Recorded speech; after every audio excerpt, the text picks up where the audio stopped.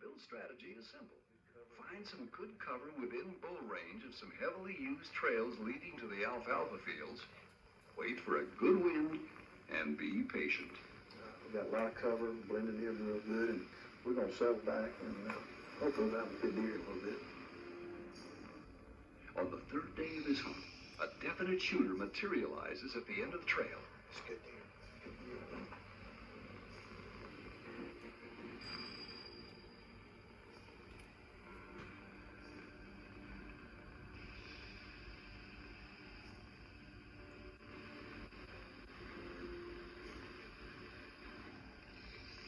Notice several changes to these bucks in only a few short weeks.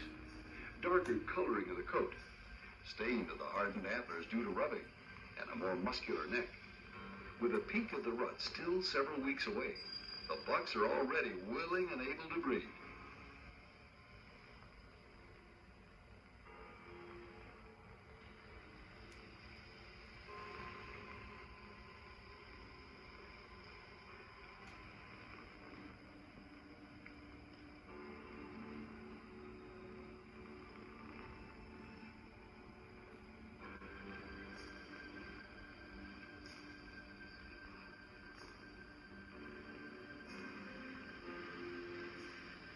The buck is fast approaching Bill's ideal shooting length.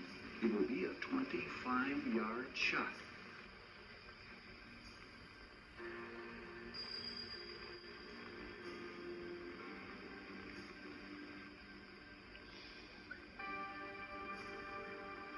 Bill whistles softly to stop the deer. Good shot, Bill. Nice deer. Made a good hit, I think.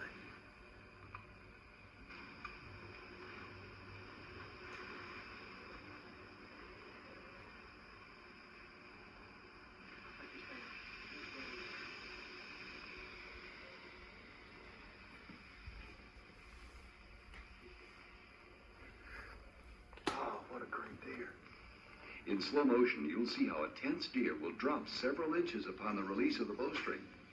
Aiming a little low will put the arrow right on target. What a dandy buck. What a dandy buck. Oh, I am one happy hunter. And boy, you should be. That is a great-looking buck. Congratulations. Came out of the brush and, got a good chance to look at him. And, what we're doing is the big alfalfa field behind us and all this brush back here, all these bucks and all these deer bed up in it.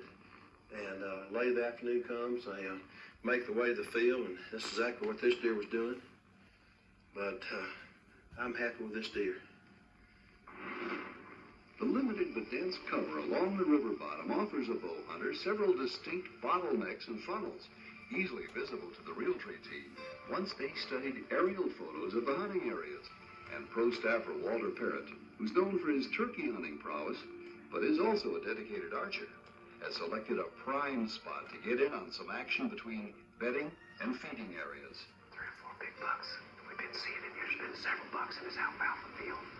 There's like 3 or 4 nice shooting bucks. There's the other doe coming in. And hopefully we'll catch him coming in here a little bit later this evening.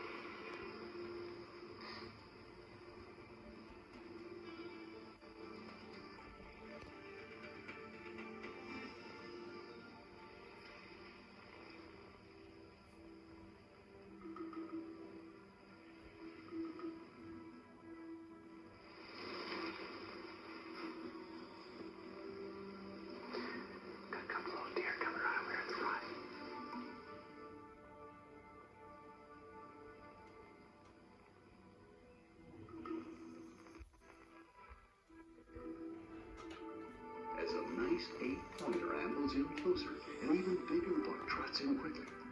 Walter likes the looks of him and comes to a full draw.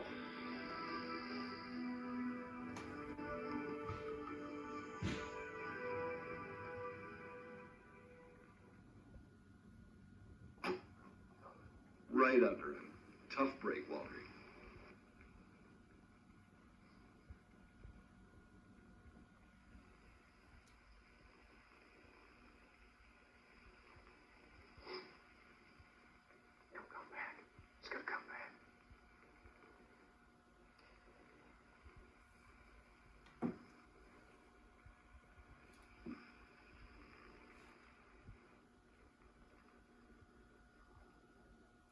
he's not going to give you another chance today.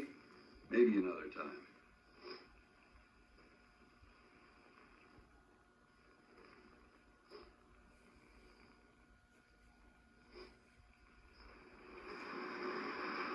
It's about 21 yards to the trail there.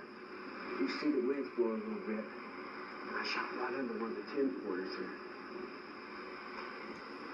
They just bounced off there, almost got another shot at the buck that was behind. They left out. They're out here in the stubble field now. The bigger buck and three went in the spigot. Hopefully maybe they'll decide to turn around and come back out to the alfalfa and feed. But been hunting several days and got a chance and just couldn't take advantage of it. That's the way it goes. Walter left Montana later that week without filling his tag, but returned again a few weeks later along with bitter cold temperatures. Fresh big buck sign signaling an increase in running activity was scattered throughout the area. Golly. That is a fence post. Almost rubbed all the way in too. There's no bucks around here though. We're checking that along the spigot here to see where actually it's been a full moon here. And the deer have been feeding all night and getting up out of the field pretty early and leaving. We're looking for some trails to try to get back and catch them coming down this alfalfa field. Along this trail is this post, and I see another one down there. This one's almost rubbing too. There's a bunch of shavings here. Almost looks like I just scraped it right off there. There's a scrape right here. That's amazing. I've never seen anything like that. Trying to find the one that's got the most sign on it. Or maybe get up in there and set some stand up. Walter was confident that if he could have one more crack at these river bottom whitetails, the score would be tied. For now, it's deer 1, Walter 0. It didn't take long. On the second evening, 2 bucks eased by, well within bow range.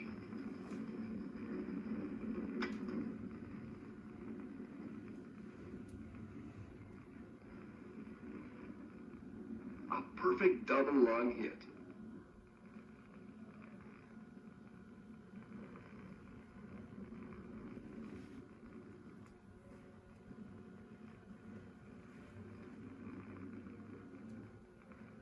The buck goes down within Walter's view. The score is tied. And all ties go to the hunter.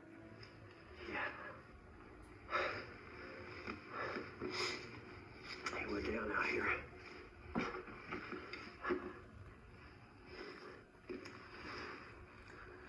Look at that. What's wrong with that? Not a thing. Man. This is one of these bruises we've been watching out here. What a buck. What a deer. Let's join Terry Rom of Wellington Outdoors for another Realtree Monster Bucks hunting tip.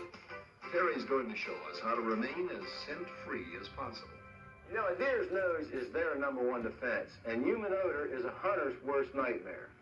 If you want to become more successful hunting, you have to learn to try to control those human and unnatural odors.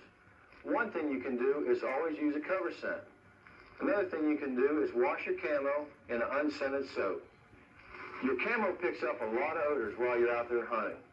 Another thing you can do is place them in the Buckmaster scent trap. The scent trap is activated carbon and actually absorbs those unnatural and human odors. To use it, just simply take your camo, layer it on the scent trap,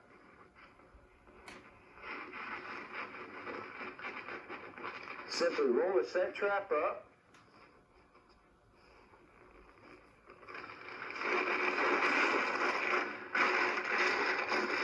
place it in the bag, seal it, leave it overnight, and that'll help draw a lot of those human and unnatural odors out of your clothing. I'm Terry Ron with Tinks, and that's your Realtree Outdoors Tip of the Week. Now, let's take a look at this Realtree Monster Bucks profile featuring the Neil Moran buck from Alberta, Canada, scoring 279 6/8 Boone and Crockett points. Here's Dick Idle to tell us more.